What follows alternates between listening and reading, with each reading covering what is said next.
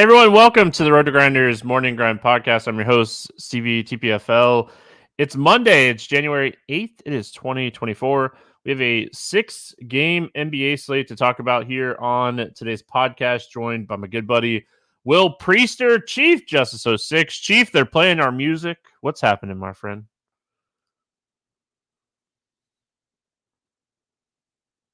Nothing much, brother. I am good. Trying to make sure we're staying good. I know we were having just a slight lag earlier, but hopefully everything is coming together for us. And if not, you're going to see me do something very interesting at the front end of this podcast, so we don't have to deal with it at the back end. But I think we're rolling. I think everything's good. And if not, trust me, we're going to get this thing fixed very quickly. Yeah, you're good on my end. YouTube chat will tell us if they're good on their end or not, but we should be good to go. We got a nice little 6-game NBA slate to talk about here on today's podcast. We got the Dolphins game playing as we're recording, which everyone that has listened before knows I'm a huge Dolphins fan. So definitely paying attention and watching that game, but ready to talk some hoops. Glad that we get to come back here on a Monday and open up and see a 6-game slate, which is always nice. So those are the slates that I really like on Mondays. You know, get us back in the rhythm, back in the groove here. I was a little shocked that both the sites, or I know DraftKings, I don't know about FanDuel, left the 10:30 game on the slate. They've been taking off these like late games, and it's like a 2.5 hour break between the games, and I was like, oh well, there's no way. But both sites looks like they're gonna leave that 10:30 game on there for us for this slate. So let's jump in, have some fun. Hope everyone had a fantastic weekend. We get started here with Chicago at Charlotte. We just saw this game the other day. 216.5 total. Chicago is 6.5 point favorite. Caruso questionable, Williams questionable, Craig out for Chicago. Both Levine and Vooch probable. On the Charlotte side, Hayward, Ntilikina, PJ Washington, and Williams out. We'll start here with Chicago. I think the biggest thing here is, like, do we assume that Vooch goes back in the starting lineup and plays 30 minutes? Do they keep him at the 25-minute limit is the question. Is there anybody viable with all these guys coming back? What are your thoughts here on the Bulls?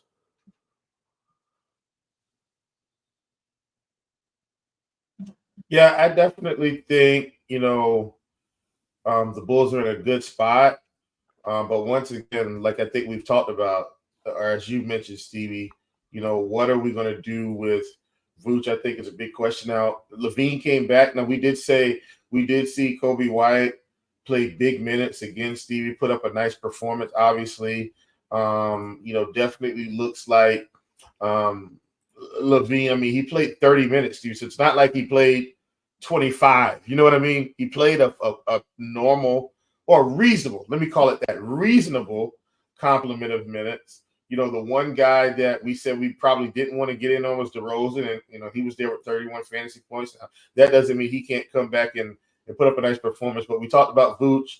Vooch played 25 minutes, 24 fantasy points.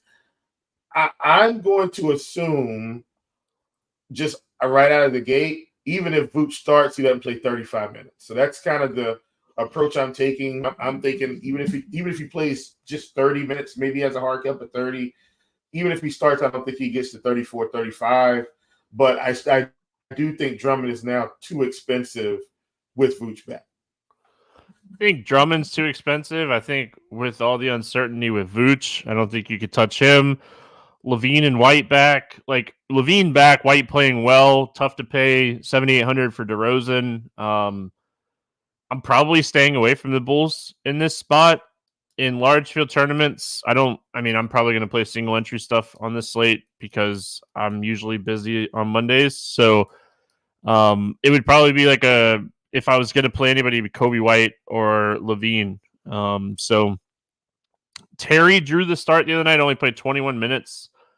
If all these guys are out again, Patrick Williams and stuff, we could potentially see Terry play another 20-minute game. If Patrick Williams, who's questionable, ends up sitting. But I don't know if 20 minutes is enough, but it is a 6-game slate. We're not talking about a 15-game slate. So let's go to the Charlotte side of this game.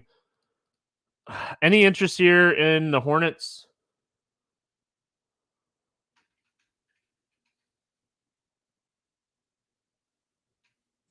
Yep, I was muted. But I caught it early. On the Charlotte side, once again, I'm going back to Terry Rozier here, Stevie. This is a guy that, while he's been playing starters minutes, I mean, he's been big time. Only shot 29% from the field the other night. Still put up 31 fantasy points. Shot 5 for 17. Stevie, he gets anywhere near 8 for 17, and one of those a 3-pointer. You know, we're talking about add 7 points. Now we're getting closer to 40. And this is a guy that's been able to score 25 to 30 points in some of these games. So I like Terry Rozier. I think he's a big-time player for us. And then when you look over the landscape of the Hornets, with Gordon Hayward out, now we've got PJ Washington, who's I think PJ's sitting as well. Is that correct? He's out. Yep. PJ's sitting as well. Terry's going to have to do a ton here. So I do kind of like Charlotte because we got some guys that we can get. I don't hate Nick Richards. Nick Richards at 5,700 feels pretty good to me on this slate, Stevie. I like him a ton. And then we've got, possibly McGowan's. We've got Cody Martin, who's going to play big minutes. So some semi-value pieces here for Charlotte at home. Like them a good bit here. Yeah, so I like Cody Martin. Cody Martin's going to play 35-ish minutes in this game, in a competitive game, because of everyone being out. And he's just someone that will get a couple rebounds, maybe a steal or two, score a couple easy buckets. And has the ability to shoot threes. So I think Cody Martin at 5,400 is solid value. We have a couple really good games on this slate. We have three games with totals over 245.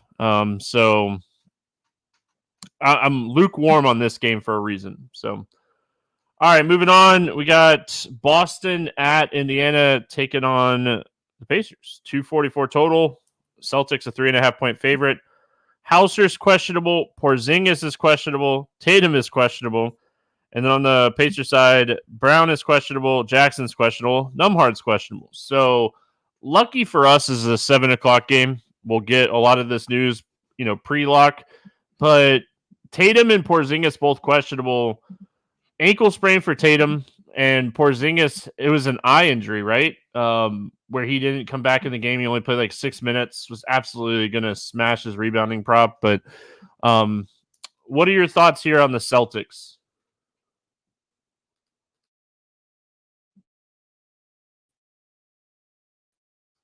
Oh, we might have lost. Chief. In terms of Boston, back.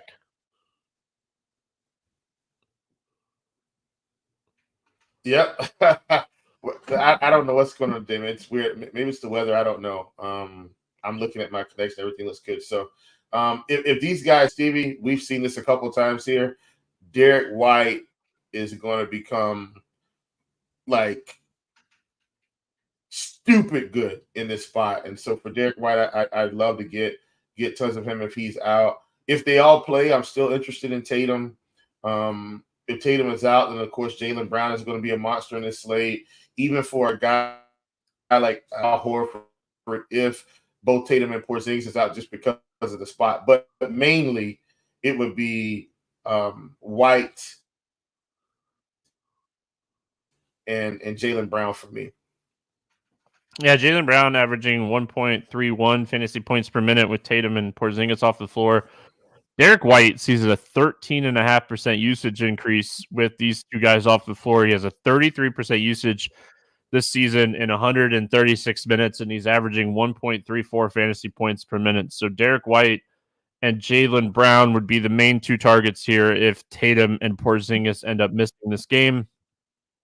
If they both play, still a fantastic spot. We know the Pacers, they don't play great defense. They play really fast.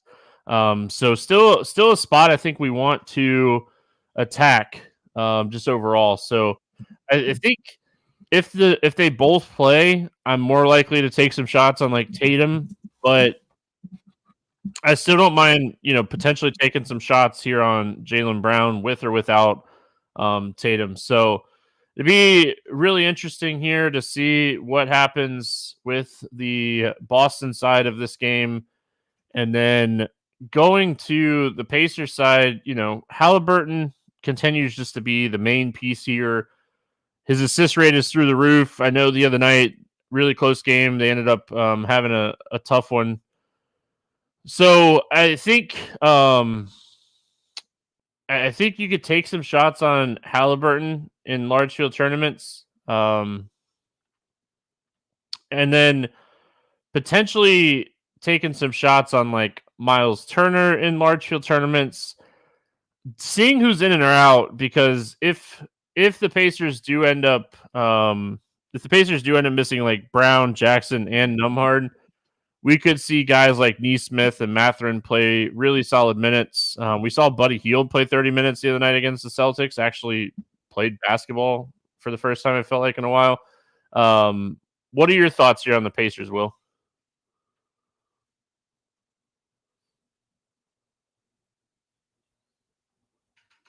Yeah, love that spot. Love this spot.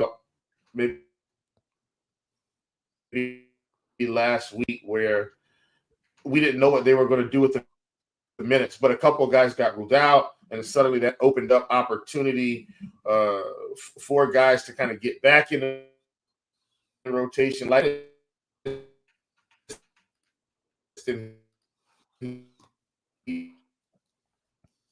he's a guy, guys from. All right, so Will's lagging. We're gonna see if he can get that fixed or not. It's bad to the point where I'll just keep going here, and if he can get it fixed, he can get it fixed. I know they're talking. Thank you, Paul in chat too. But so yeah, I think overall we want to see how this game kind of shapes up with injuries on both sides. Just overall, especially the Celtics side, because it matters, I think, a little bit more. But, if Bruce Brown were to end up sitting and Nembhard were to end up sitting in this game, it's going to open up enough minutes where, especially like Isaiah Jackson too.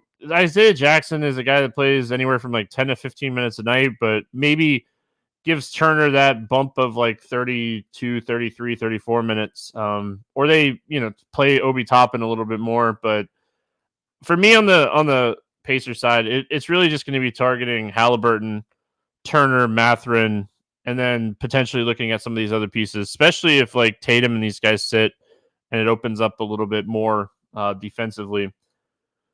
All right, up next, we got the Thunder heading to Washington to take on the Wizards. 246.5 total in this game. The Thunder, a 11.5 point favorite.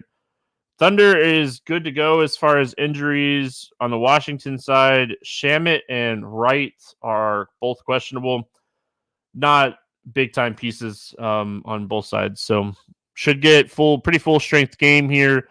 Obviously, we absolutely love picking on the Washington Wizards. It's one of the best spots in the NBA. We talk about this all the time.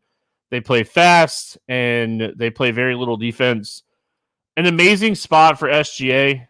He's 10-4. He's one of the top plays on the slate. But this is one of those slates you definitely don't want to forget about a guy like Chet Holmgren. It's a really good spot for him. It's a really good spot for Jalen Williams. If he's going to get that 35-minute close game type of role, he should absolutely crush Washington here. They're a really bad rebounding team in general. So I think this is a spot for the Thunder. We just want to pay up for the studs. And I mean, you could potentially take some shots on Josh Giddey. His minutes are always the biggest question mark. Lou Dort is going to play minutes. Maybe he benefits from a matchup against a fast-paced team here. But yeah, we got Will back. Will, you look like you're not lagging anymore, so we'll roll with it. What do you like here for the Thunder? Yeah, man, interesting spot for sure. Playing Washington, definitely think these guys can have a nice game. I mean, if we're not playing SGA in this spot, Stevie, like when are we going to play SGA? Like he's 10-4. I think he could absolutely destroy this team. Washington is at home, so perhaps they could keep up. I will say this, Stevie, as much as I'm kind of into Chet Holmgren in this spot because it's bad. I don't want to say bad. It's not bad. His rebounding numbers haven't really hit a lot this season, but this is a spot where he could really get off. So even though, he's probably a little bit more expensive than he should be, I'm willing to take the risk on a 6-game slate against Washington. So hopefully he can get the job done. And then Jalen Williams in this spot, man, 7K. I don't like the fact that he's 7K, Stevie. God, I wish he was like 6,200 and it'd be much better. But all in all, definitely think this is a spot where OKC should be able to handle business, but SGA is one of the top tournament plays on the slate, hands down. Yeah, definitely like SGA. Like I said, I think he's one of the top plays on the slate as well. I'm with you 100% on that. I mean, like you said, if you're not playing him in this matchup, when are you playing him? So Washington side, Will, any interest here in the Wizards? Man. So here's the thing. We're back down in the price range, Stevie, where I think Daniel Gafford needs to start getting played again. He's 5,700. Like, we've seen him put up some monster games, so I like that. Kyle Kuzma at 75. I think you can still play him at that price. Jordan Poole, 5,600, Stevie, doesn't feel good. But as the price continues to decrease, I think we can continue to consider playing him. Why is Denny 6,400? I have no clue. Well, no, I do have a clue, Stevie. 52, 40, and 49. 3 of the last 4 games, he's been close to 50 fantasy points. 40 or more fantasy points. So his price hasn't kind of plummeted like the rest. If he was 5,500 today, I'd be very interested. So I'm going to let him sit on the shelf. But I definitely think Gafford and Kuzma are actually pretty good plays today. Yeah, I think Gafford's price back under 6K. I think this is the spot we want to kind of jump on Gafford because, like, we talk about how bad Washington is rebounding all the time, but I think the thing we forget is like the Thunder are a really bad rebounding team too. This is 2 of the worst rebounding teams in the NBA. So I think this is a good spot for Gafford to potentially get you like that cheap double-double, that like 12-10 type double-double. Add a couple blocks or steals in there, and you're off to the races at 5,700. So like the Gafford call. I think like I'm at the point where I'm almost pot committed on Jordan Poole, where I'm just going to play him now. He's so cheap that I'm going to wait and try to get that like 40, 50 point game. But I don't know. He's been really bad. Nothing like what we expected from Jordan Poole this year when him coming over to this Washington team. I think Tyus Jones is super interesting if you're going to take a large field tournament play. I think it's Jones or Gafford here on the Washington side. We got Houston heading to Miami.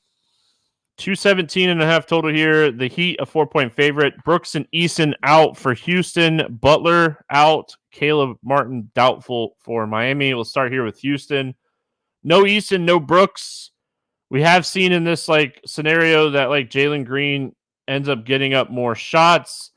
I think we could see someone maybe like a Cam Whitmore, maybe a Jeff Green play extra minutes here. What are your thoughts here on the Rockets? Yeah, I think I don't hate the Cam Whitmore call. I'm still okay with playing Amen Thompson at 3,900 in hopes that he could just kind of get the 20 minutes, Stevie. And I think if he got the 20, like he could be valuable. Obviously, Van Vliet is continuing, Steven, to just play all the minutes he can handle. At 8K, he's actually probably a really good tournament play. When you look at Alperen Sengun, he's another guy that could be okay in this spot as well. But I think the main guy here with Tari Eason and Jabari Smith just played, He played 40 minutes against Milwaukee. I think he's going to play big minutes here. And I like him a ton for tournaments. Jabari Smith is at 6,600. Yeah, I don't hate that. Because like his minutes are definitely secure with Eason and Brooks out. Like if he can handle 40 minutes, he's gonna get it. If this game stays close, definitely as well. So don't mind that call. I think like in the prop world, I don't mind looking at Jalen Green's 3-point prop here. You know, maybe 1.5, maybe 2.5. I don't know. It depends on like how much juice you'd have to pay at 2.5 here. And like he's been hitting it consistently. Tough matchup against Miami. So I think I want it at 1.5 or 2.5. I don't think I'd play it if it gets over that. Miami side, no Butler, Martin doubtful. We've seen from time to time Kevin Love get some big minutes here. We know what we're getting out of Bam and Tyler Hero. What do you like here for Miami?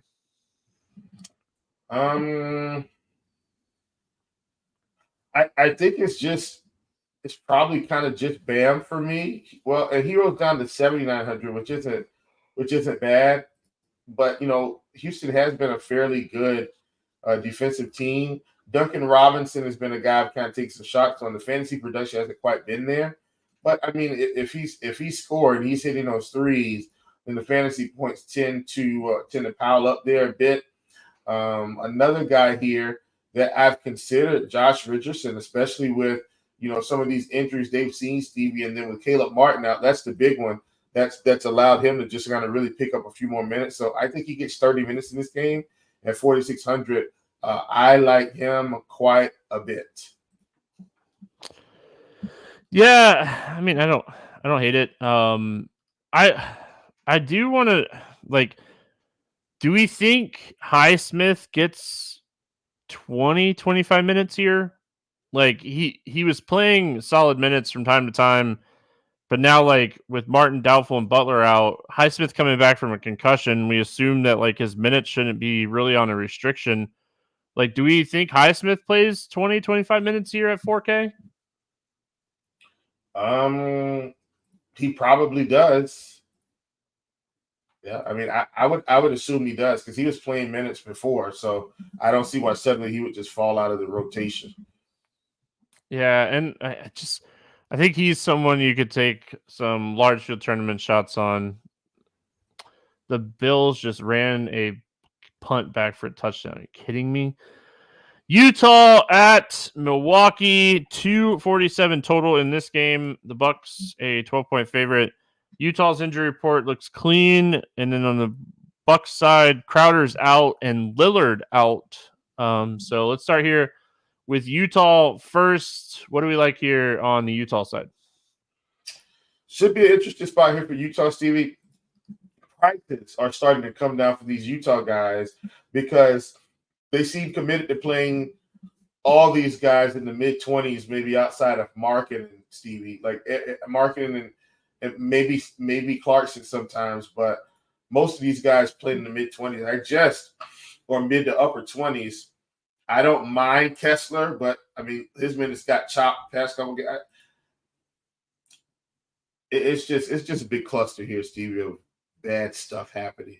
Lauri Markkanen, maybe Clarkson, maybe Sexton. I mean, John Collins is up to 5,200, maybe, but it's too many maybes. I think Markkanen and Clarkson, Sexton is probably where I have to draw the line with this team. Tough team to figure out, and it doesn't help that they've just not been playing good basketball. I know they beat Philly the other night, but I'll keep talking about it. I love this new 6-man rule for Jordan Clarkson. Checks in early, ends both halves, usually stays on the floor, getting more usage with guys like Kessler and Keontae George on the floor with him. So I kind of like Clarkson way more coming off the bench than I did when he was starting. I think Markkanen probably still your highest ceiling player here, just overall. And I mean, in tournaments, I think you could take shots on Clarkson and Sexton.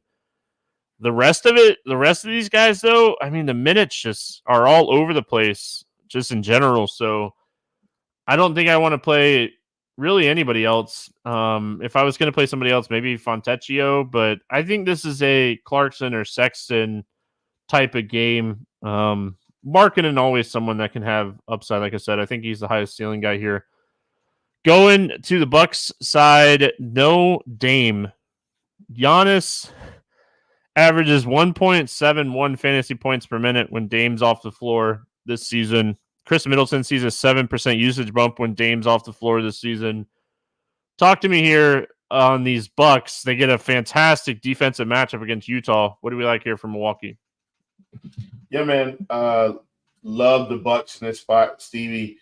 Love Giannis. He's probably there's no probably between him and SGA. Like, these are the two studs on the slate.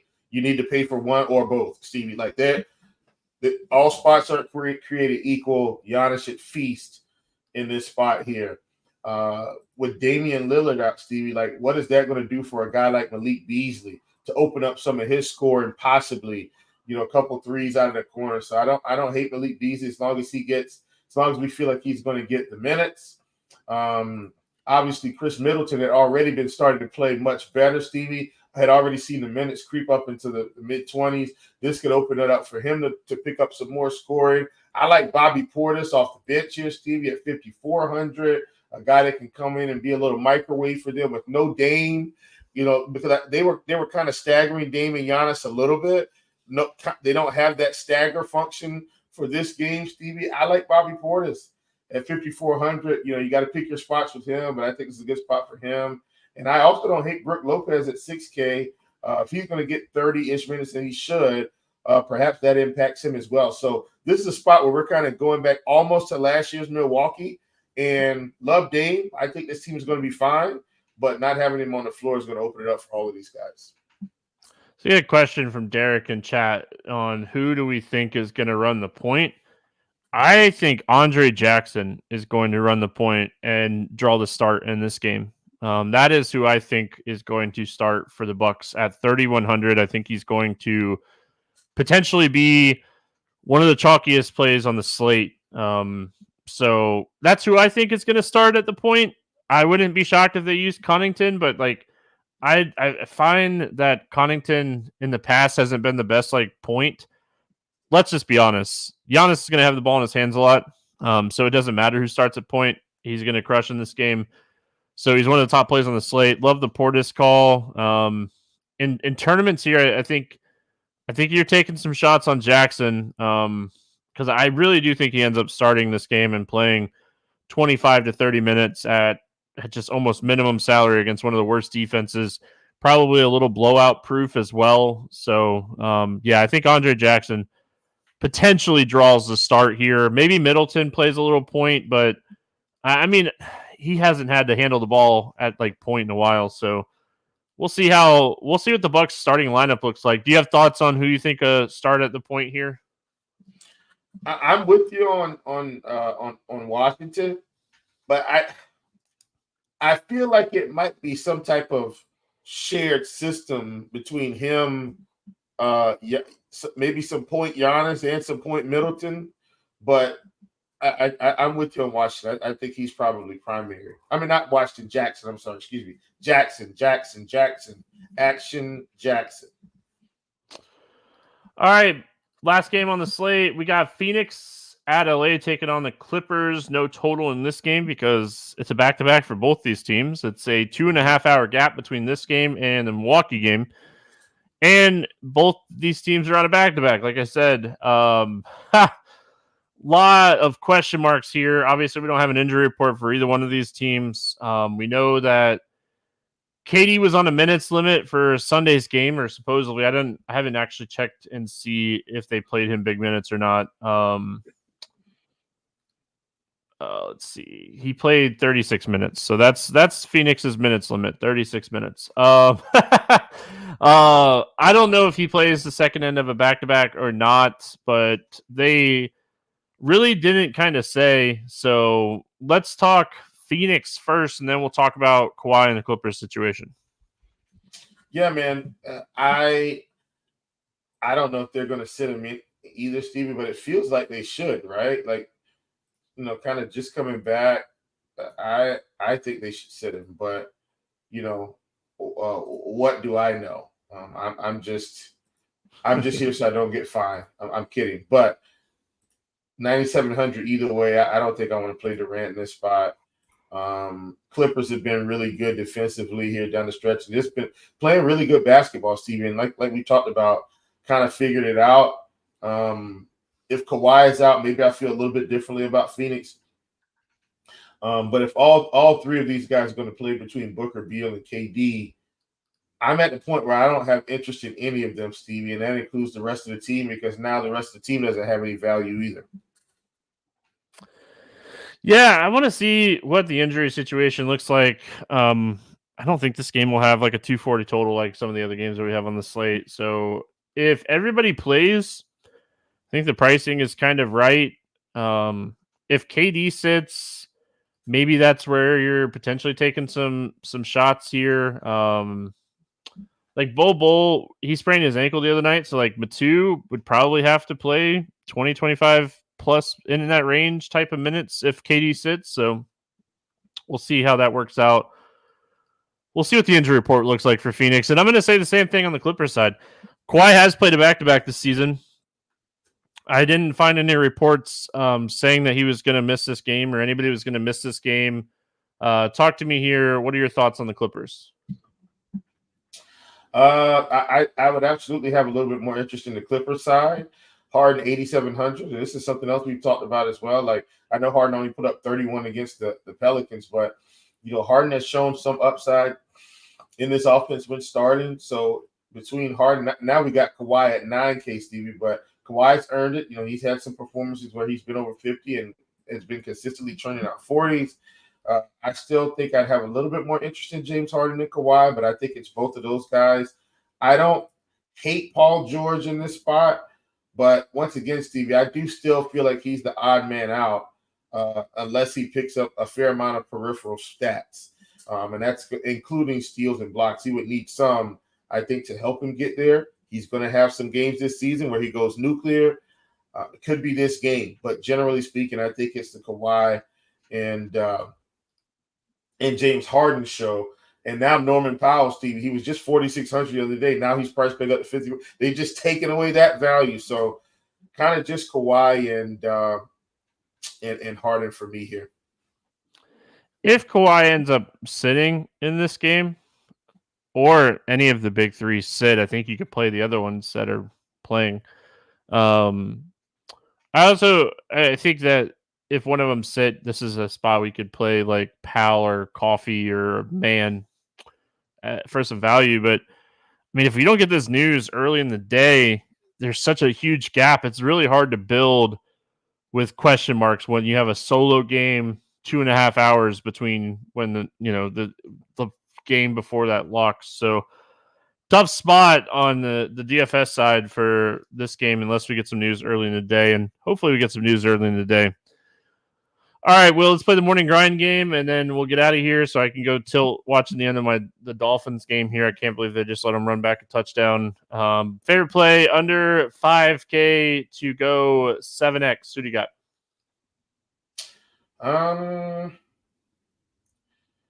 This is an interesting one, Stevie, but I'm going to go with the guy that I think is going to get the minutes. Give me Josh Richardson at 4,600. Yeah, don't mind it. Oh, I kind of already said mine when we were talking about the Bucks, but give me Andre Jackson here at 3,100. Over 8K to go under 5X. Who's your bust today?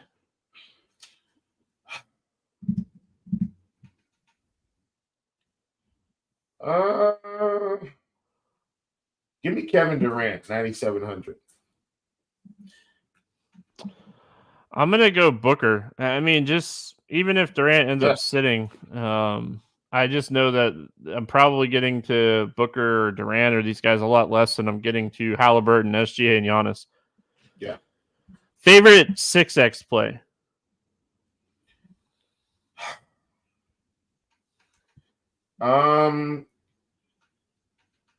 I'm trying not to cheat here, Stevie, but I think it's Giannis, man. Like, gosh, he's going to crush this spot. I was stuck between him and another big gun, but I'm going to go with Giannis against Utah. Yeah, I assume that other big gun, probably SGA. Yep. Really like the spot. Really like this spot, but I'm gonna go a little off the board here today and say Josh Giddey gets 6x. Yeah. Let's get weird. GPP play of the day. Who do you got? Going back to it, give me my boy Scary Terry Rozier. Going with the hometown today. I'm gonna go kind of off the board today and go Brook Lopez. No Dame. I think that we could see a little bit more opportunity for a guy like Brook Lopez. So give me Brook Lopez as my let's get weird GPP play of the day. Any pick'em plays, props, or bets that you like here on this slate? Man, give me if Miles Turner comes in at anywhere between 6.5 and 7.5 rebounds, give me the under. Not up yet. Oh, 6.5 on Prize Packs, but I didn't see his prop up on Sportsbook yet. So, yep, give me the under. I know this is not up on Prize Picks yet, but I'd bet this already. Jalen Williams over 25.5 points, rebound, assists. Love the matchup against Washington. Hopefully the game can stay close. I know we ran bad with some bets to finish the week out last week with some blowout games, but hopefully this game can stay close. He's gone over this number in 3 of the last 5 games and gets a fantastic matchup here against Washington. So Jalen Williams for the Thunder. I also like, if you wanted to pair Will's Miles Turner, you could go less or more than 17.5 points and rebounds for Gafford on Prize Picks. I think that this is a really strong spot for Gafford. So, Will, that's going to wrap us up for Monday. We'll be back tomorrow talking more hoops. Good luck, everyone. We'll see you then.